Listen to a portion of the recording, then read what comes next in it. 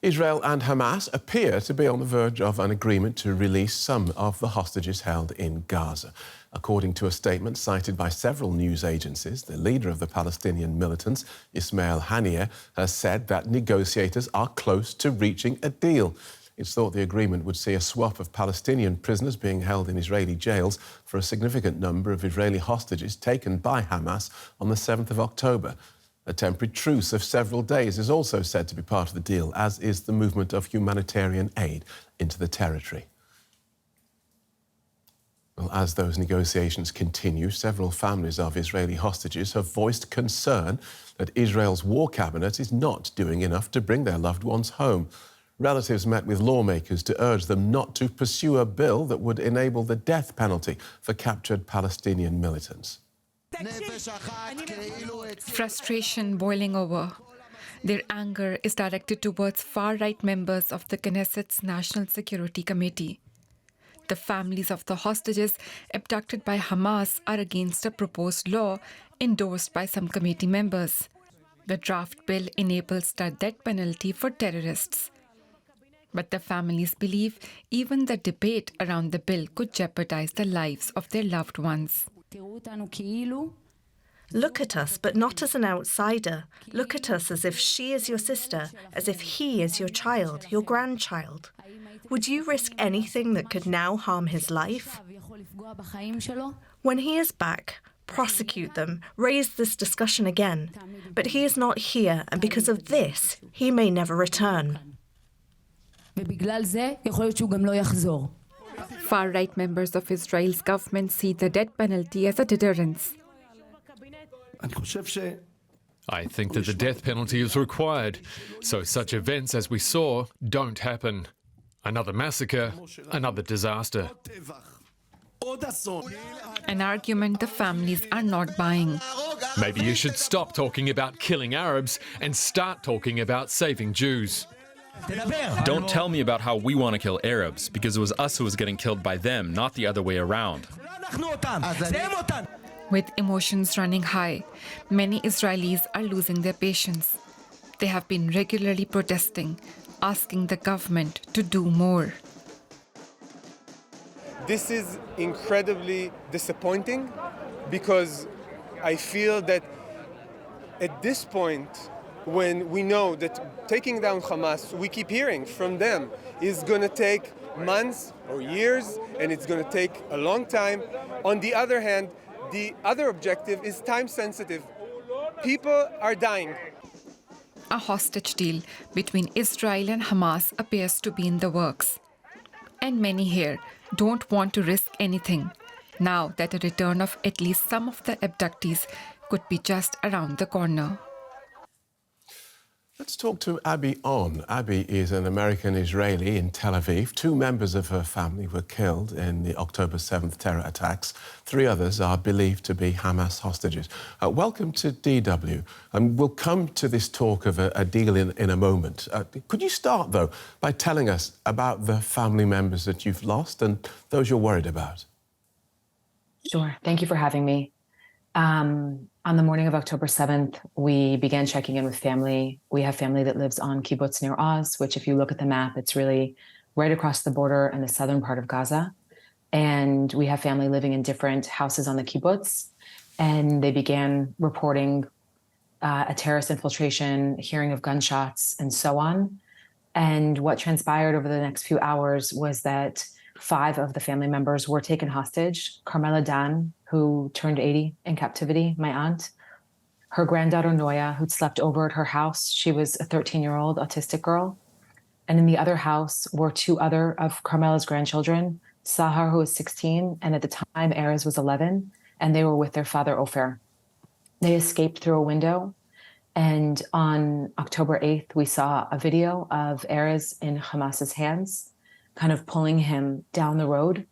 And we understood at that point that they had been taken hostage. We found out 9 days later that all 5 were indeed confirmed hostages. But 1 day later, the military came back to let Noya's mother know that both her daughter and her mother had been murdered by Hamas, and their bodies had been found. That's terrible. And how is your family coping? We are coping through action. We are doing everything we can. Carmelo is an American citizen, and I've been working as much as I can with the US government and US media. All of them are French citizens. And so we've been working with Macron and with the French media as well. And we're doing everything possible we can inside of Israel. I don't think that there is rest until all of them are home. And I don't mean just my family, I mean every single hostage. Tell us about the sort of contact you've had with Israeli authorities since the 7th of October. It took a while for them to create a connection and to be forthcoming. And as much as it sounds hard, it makes sense. They're dealing with such a complex situation. You know, I'm an American, so I think about 9/11. But when 9/11 happened, the terror was confined to that one day. And the war we fought started later and was halfway across the world. But the terror that happened here on the 7th required that we had to immediately secure our borders and protect ourselves against Hamas. And so the government was dealing both with that effort as well as trying to understand how to manage the hostages. I can say communication has improved, but we as families don't get a great deal of concrete information from the war cabinet. I think we learn more from the media.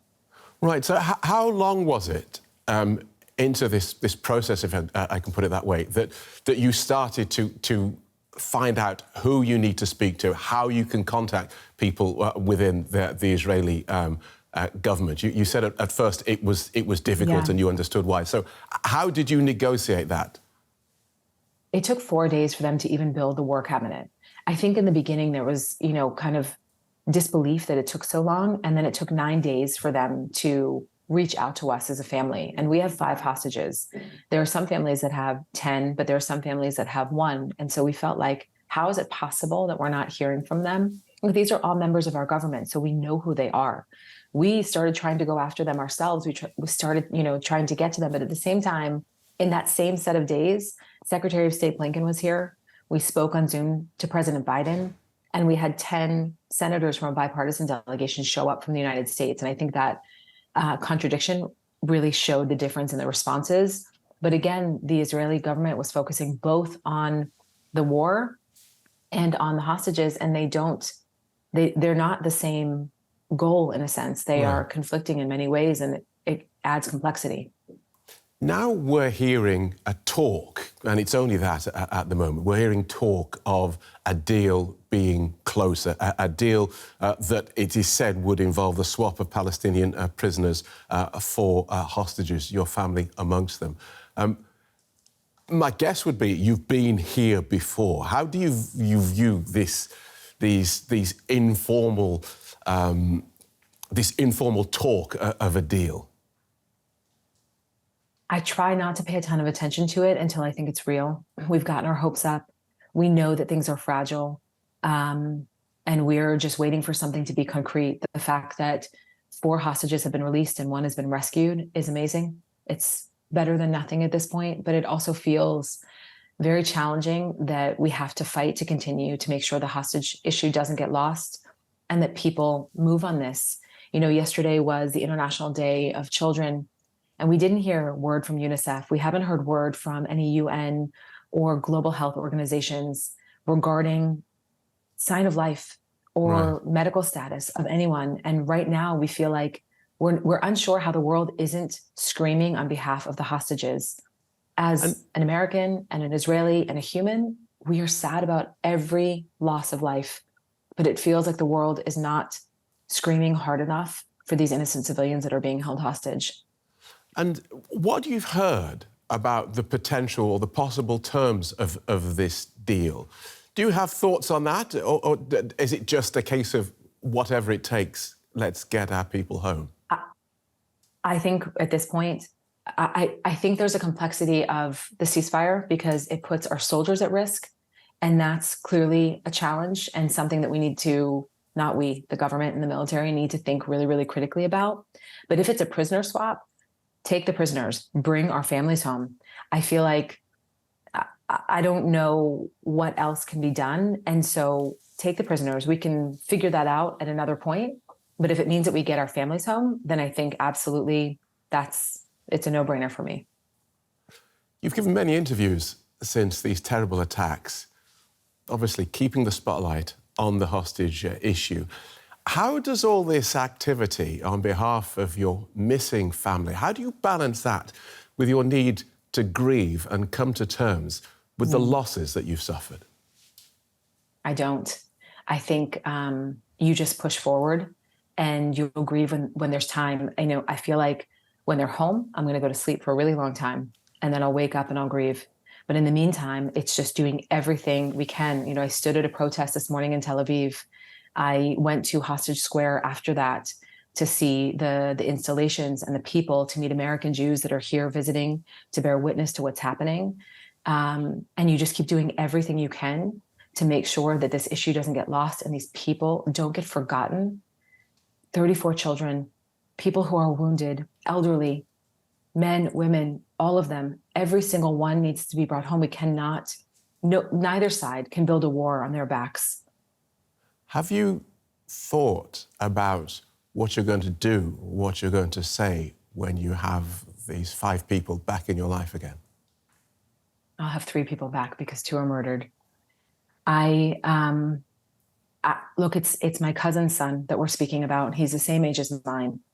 And the only thing I wish, I have zero need for myself for anything. I want him and his sister to be with their mother. I want them to feel whole and safe, and whatever they need, that's what I want to facilitate.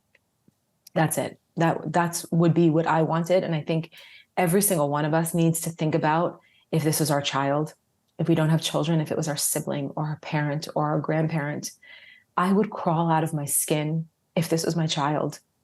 It's not mine, but it's my family. And so anything they need when they come back to feel safe and to feel whole. And I have to imagine that's their mother. Thank you so much for speaking to us today. We wish you well with your endeavours. Abbey Onn, thank you. Thank you.